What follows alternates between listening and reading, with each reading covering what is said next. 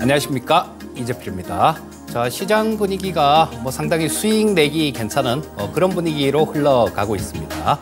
오늘 시장도 코스피 시장이 0.17% 정도 상승했고요.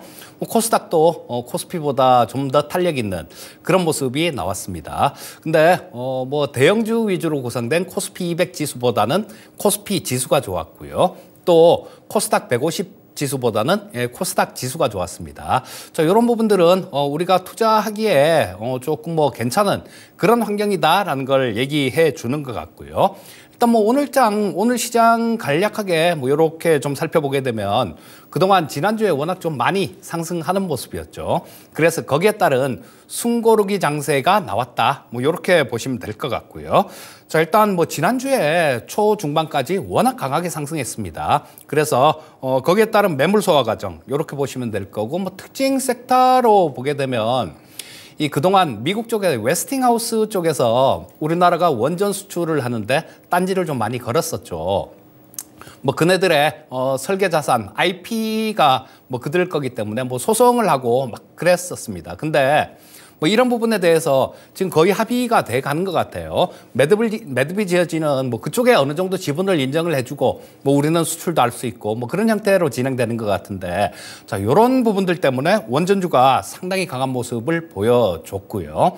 또 최근 들어서 강세를 보이고 있는 섹터가 원자재 관련 섹터들이 상당히 좀 강한 모습을 보이고 있죠. 이 원자재 섹터 관련해 갖고는 포스코 인터내셔널이 지난주에 이어서 오늘도 급등한 모습이 나왔고요. LX 인터내셔널도 마찬가지 상당히 좀 강세를 보였는데, 이런 부분들은 향후에 이 원자재에 대해서 지금 각국별로 전부 다 무기화를 하고 그러고 있지 않습니까? 그래서 이 원자재 종합 상사들 같은 경우는 해외 자원 개발을 하는 기업들이 상당히 많죠. 그래서 그런 쪽으로 강세를 보이는 거 보면 이 원자재 섹터들이 지금 좀 처음에 태동하는 그런 단계가 아닐까 싶은 생각이 듭니다. 자, 일단 요 정도까지 하고 하나하나 좀 뜯어보면서 시장별로도 살펴보고 나중에 투자 전략도 만들어 드리는 시간 갖도록 하겠습니다. 자, 일단 시장 한번 보시게 되면 괜찮은 모습이죠. 오늘 코스피 지수가 0.17% 정도 상승했는데요. 자, 상승 종목이 하락 종목 수보다 100개 정도 더 많은 그런 모습이네요. 코스닥 시장도 마찬가지였습니다. 자, 요거 장 초반에 하락 종목이 거의 1000개 가까이 되는 걸 봤었어요. 1000개 가까이 되는 걸 봤는데 지금 장 이렇게 진행되면서 상승 종목이 많은 그런 시장으로 바뀌었는데요. 자, 이런 시장이 좋은 시장이죠. 아침에 조금 매수를 하더라도 오후장 들어서 조금 올려놓는 시장, 이런 시장에서는 대부분이 수익이 나는데 좀 올라서 나와서 좀 하락 마감하면 그 시장은 지수가 오늘보다 더 오르더라도 그렇게 좋지는 않은 그런 느낌의 시장이 되는 거죠. 자, 그리고 아까 말씀드렸듯이 지금 코스닥 종합은 지금 0.63% 정도 상승했죠. 근데 코스닥 150은 0.42%밖에 상승 안 했습니다. 코스피 지수도 마찬가지예요. 그래서 오늘은 상당히 좋은 그런 모습이었다라고 볼 수 있을 것 같고, 오후장에 좀 반등이 나왔는데 이거는 이 비차익 쪽에서 프로그램 매도가 오전장에 한 1,300억 이상 매도가 들어왔는데요. 오후장에 이 부분을 상당폭 줄였습니다. 그러면서 시장이 상승 전환한 모습이었고요. 우리나라 시장 말고 중화권 증시는 괜찮았었죠. 중국이 1.42% 정도 상승했고요. 홍콩도 1.8% 정도 지금 상승하고 있는 모습입니다. 대만 쪽은 그렇게 강하지 못했어요. 대만 쪽은 한 0.2% 정도 그 정도 상승한 모습이었는데, 자, 최근 들어서 이 원달러 환율이 굉장히 많이 등락을 거듭합니다. 보시면 오늘도 12원 20전이 올라왔는데요. 이 부분은 특별한 부분들이 있었던 게 아니라 지난주 목요일이었죠. 지난주 목요일하고 금요일, 이때 외환당국에서 조금 개입이 있지 않았나 싶은 생각이 들어요. 지금 달러 인덱스가 106 정도까지 갔었죠. 106 근처에 갔다가 지금 101 정도 이렇게 돼 있는데요. 이 과정에서 우리나라 1460원 찍었었죠. 그리고 내려오고 난 다음에 최근 들어서도 달러 인덱스가 계속 조금 내려오고 있는데 우리나라 시장은 원달러 환율은 그걸 반영하지 못했어요. 자, 그래서 아마 정부 쪽에서 지금 그런 부분들이 있었던 것 같습니다. 이 원달러 환율이 올라가고 원화가 약세가 진행되게 되면 수입 물가가 올라가는 그런 효과가 있죠. 그래서 아마 물가 안정 때문에 조금 개입을 한 거 아닌가 싶은 생각이 들어요. 지난주 목요일 보면 이만하게 음선 나고 그리고 또 금요일도 뭐 이렇게 아래 꼬리 달고 이렇게 음선이 났는데요. 자, 이런 부분들은 외환 당국에서 좀 개입을 했다 이렇게 보시면 될 것 같고 거기에 따른 반등이다. 이 정도로 이해를 하시면 될 것 같습니다. 자, 시장별로 한번 살펴볼게요. 자, 코스피 시장 분차트부터 먼저 보도록 하겠습니다. 자, 코스피 10분봉이에요. 근데 굉장히 좀 지루한 그런 모습이 나왔죠. 자, 지금 뭐 하루 종일 아침에 조금 하락 출발하고 난 다음에 꼬리 달고 오전 내내 이런 모습이었어요. 그리고 오후장에는 잘을대고 옆으로 긋는다 싶을 정도로 그냥 횡보하는 모습이었고 오후장 들어서는 아까 말씀드렸던 그 수급이 조금 개선되는 그런 모습이었죠. 외국인들 프로그램 형태로 매수 형태로 좀 들어오면서 이 매도 규모를 상당히 좀 줄이는 그런 부분들 때문에 이 코스피 시장이 상당히 강한 모습을 오후장 들어서 강한 모습을 보여줬고요. 자, 요거 일단 일봉을 보면 그렇습니다. 지금 현재 이 코스피 시장이 좀 있으면 좀 정배열될 수 있는 그런 모습이죠. 까만 선이 요게 240선입니다. 자, 요게 바로 아래 122평선이 있는데 이 122평선이 올라가는 속도가 뭐 하루에 한 3포인트 정도? 그 정도 이렇게 올라갑니다. 그러면 늦어도 빠르면 이번 주 후반 정도, 늦어도 다음 주 정도에는 아마 이 시장이 정배열 국면으로 접어들 것 같고요. 자, 하지만 지금 뭐 이격도라는 게 있죠. 이 지수가 이렇게 좀 많이 급하게 좀 이렇게 올라온 그런 측면이 있기 때문에 보시면 20선, 60선 뭐 이런 것들하고 거리감이 상당히 좀 많이 떨어져 있는 모습이에요. 그래서 오늘은 이 주가하고 이격도 이동평균선하고 괴리율이 많이 떨어져 있기 때문에 뭐 이런 거를 조금 축소하는 그런 과정이 진행됐다라고 보시면 될 것 같고요. 자, 이게 뭐 우리 시장이 좀 강한 탄력을 받고 2600도 뚫고 좀 위로 올라가 줬으면 하는 생각인데 자, 요거는 삼성전자가 좀 강한 모습을 보여줘야 되겠죠. 근데 이 삼성전자에 주름살이 생길 만한 그런 일들이 또 하나 생겼죠. 뭐냐 하면 미국의 반도체 지원법 외에도 인텔하고 영국의 ARM하고 두 회사가 좀 협력을 한다라는 그런 뉴스가 있었는데요. 내년에 18롱고스트롱, 그러니까 요게 1.8나노 정도 되거든요. 요쪽에 대해서 좀 협업을 한다라는 그런 뉴스가 있었습니다. 자, 이 부분이 또 삼성전자의 주름살을 하나 늘게 만들 것 같아요. 자, 물론 내년에 그 수율이 제대로 나올지는 봐야 아는 겁니다. 근데 만약에 그쪽에서 수율이 좀 잘 나오게 되면 TSMC하고 삼성전자하고 이 두 기업이 파운드리 쪽에 대해서 각축을 벌였었는데 뭐 이쪽에 수급이 잘 나오면 미국 기업이니까 뭐 삼성전자의 고객사인 퀄컴 같은 기업들 이런 쪽도 뭐 일부 물량이 그쪽으로 넘어갈 가능성도 있습니다. 자, 뭐 내년 얘기긴 하지만 이런 부분들로 조금 주름살이 생기는데요. 지금 이달 말에 대통령께서 미국을 국빈 방문을 하죠. 거기서 뭐 조금 이 반도체 관련되는 국빈 방문하니까 뭐 그런 얘기가 조금 돼서 우리나라 규제에 대한 반도체 지원법 이렇게 하면서 이것저것 뭐 다 내놓으라 그러지 않습니까? 뭐 영업 기밀까지 내놓으라는 그런 차원이에요. 그러니까 이 부분에 대해서 조금 완화되는 그런 소식이 있다라면 시장은 좀 더 탄력 받을 수 있는 뭐 그런 상황일 것 같은데 뭐 일단 요거는 대통령께서 가서 일이 진행되는 상황, 그런 상황을 좀 관찰해 보시면 좋겠다. 이렇게 말씀드릴 수 있을 것 같고요. 자, 코스닥 시장 한번 살펴보겠습니다. 자, 코스닥 시장은 장 초반에 좀 밀렸었죠.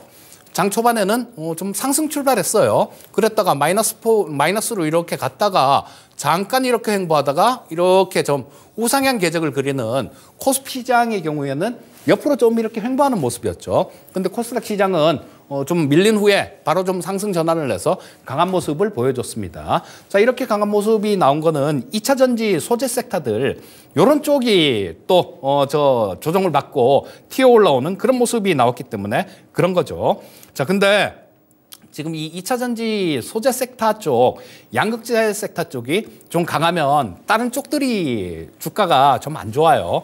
이 시장에 아직까지도 뭐 고객의 탁금이 좀 늘었는데 아직까지도 대부분의 섹터들을 한꺼번에 끌고 갈 만한 그런 힘은 없다라는 얘기로 해석할 수 있을 겁니다. 자, 그래서 일단 뭐 그런 부분들은 수급은 지금 아직까지는 조금 제한적이다 이렇게 보시면 될 거고요. 자, 여기서 한 가지 조금 신경 쓰이는 부분들이 있습니다. 지난주에도 말씀을 좀 드렸었는데요. 자, 오늘도 중소형주 쪽으로 좋은 모습이 나왔죠. 코스닥이고 코스닥도 그렇고 코스피도 그렇고요. 근데 자, 요거 코스닥 150 지수입니다. 보시면 지금 이쪽에서 자, 여기 1381포인트로 끝났는데요.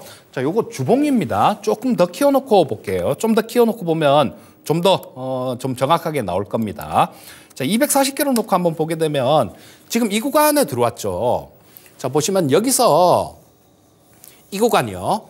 자, 이때가 저 2020년도 뭐 한참 좋을 때 그때였습니다. 그리고 크게 보면 이 코스닥 150 같은 경우는 이때부터 이까지 박스권을 이렇게 형성해 있었어요. 1년 넘게. 그러다가 깨고 금닥하는 모습이 나왔는데 지금 현재 주가 있는 위치가 거의 뭐 이쪽 하단 근처 정도 이까지 거의 왔다라는 겁니다. 그러면 여기서 1년 동안 매물이 쌓여있던 그런 자리 근처다라는 거예요. 그렇기 때문에 이런 부분들은 조금 좀 매물대 근처까지 이렇게 진입을 한 상황이니까 주 초반에 좀 이렇게 탄력 있는 그런 모습이 나온다라면 그리고 이 주봉 형태를 봐도 그렇게 되죠. 보시게 되면 굉장히 주봉이 양선을 굉장히 많이 뽑았어요. 이게 둘, 넷, 여섯, 여덟 10개를 뽑았네요. 그리고 음선 1개 나고 둘, 넷, 다섯. 지금 6개째 양선입니다. 자, 그렇게 되면 시장이 매주 뭐 이렇게 양선을 계속 쭉쭉 뽑고 움직여주면 좋겠지만 이렇게 움직이는 데는 좀 한계가 있습니다. 그래서 이 코스닥 시장의 경우에는 주 초 중반에 조금 이렇게 강한 탄력이 나왔을 경우에는 윗꼬리를 다는 지난주에도 윗꼬리를 좀 달았었죠. 자, 그런 흐름이 나올 가능성이 좀 있다라고 보시면 될 거고요. 아까 말씀드렸던 그 부분하고 같이 뭐 매물대에 진입했다라는 그런 부분하고 같이 연결해서 보시면 될 것 같습니다. 자, 그러면 일단 요 부분 요까지 좀 보고요.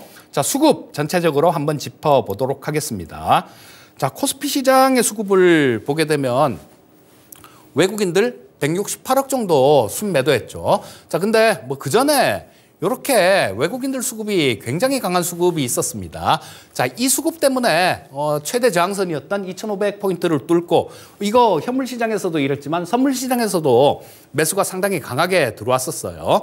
자, 이 수급의 힘으로 뚫고 그러고 난 다음에 조금 좀 쉬는 그런 모습이 나오고 있는데요.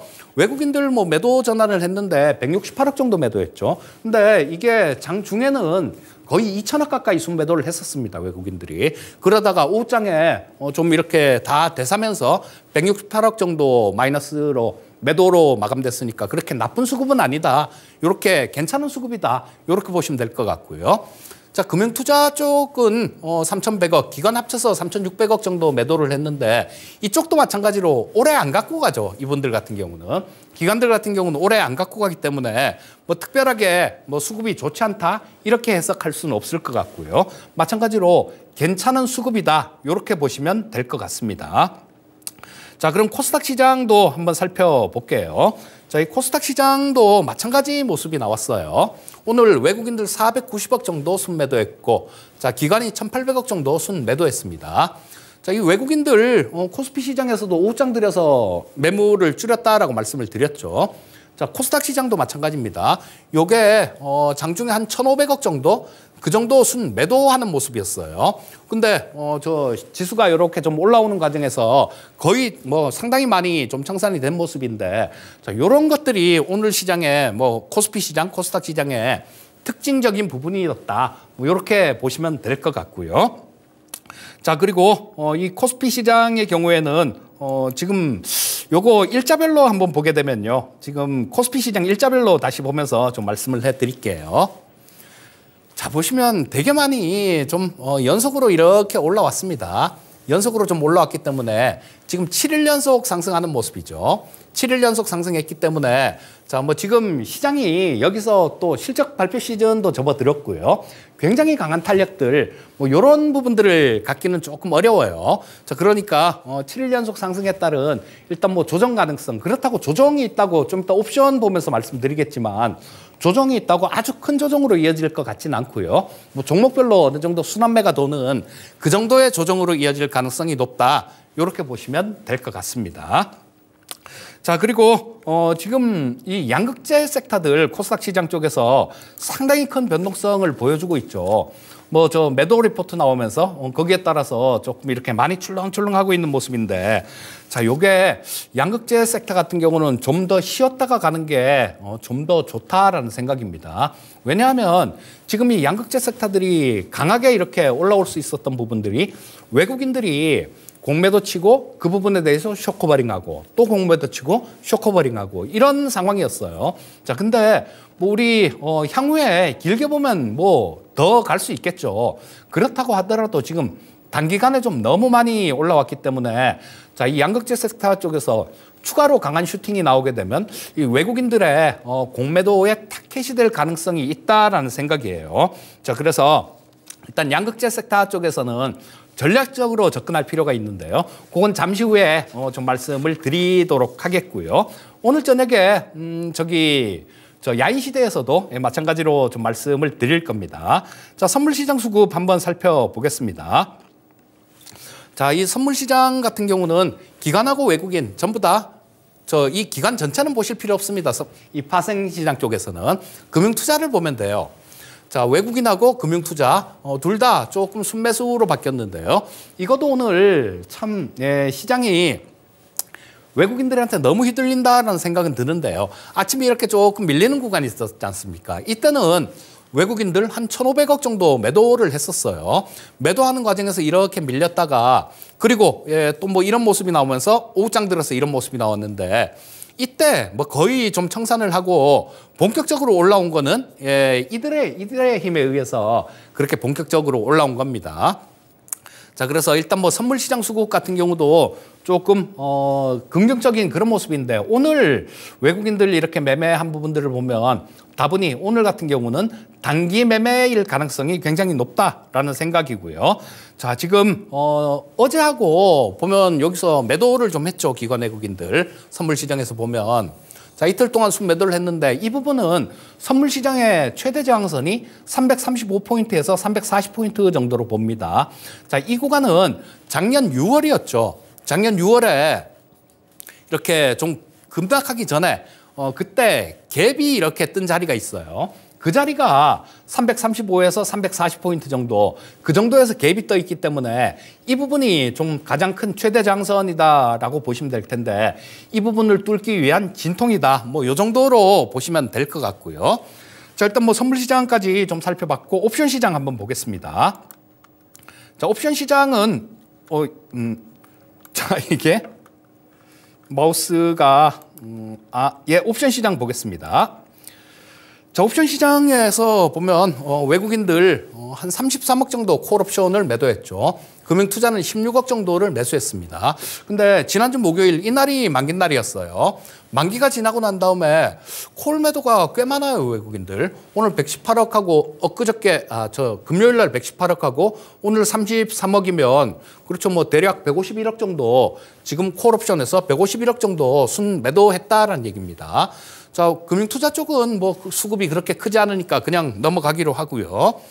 자, 근데 그럼 푸 쪽은 어떨까? 콜옵션 쪽만 이렇게 매도를 많이 하면 시장이 조금 좀 하락하지 않을까라고 걱정을 해야 되는 그런 상황입니다. 근데 푸 쪽까지 이렇게 보게 되면 그렇게 큰 걱정은 없어요.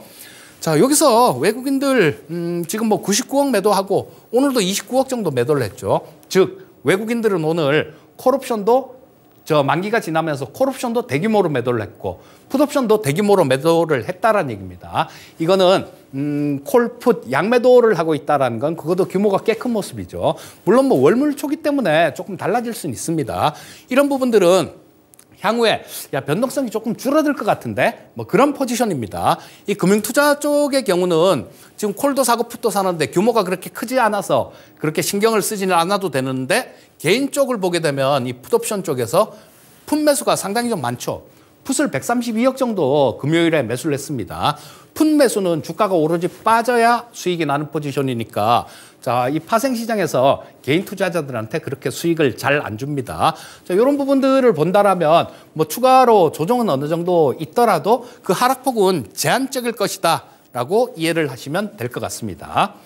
자, 그 다음에 특징주들 좀 간략하게 한번 살펴보도록 하겠습니다. 자, 첫 번째 특징주는 고려 아연인데요.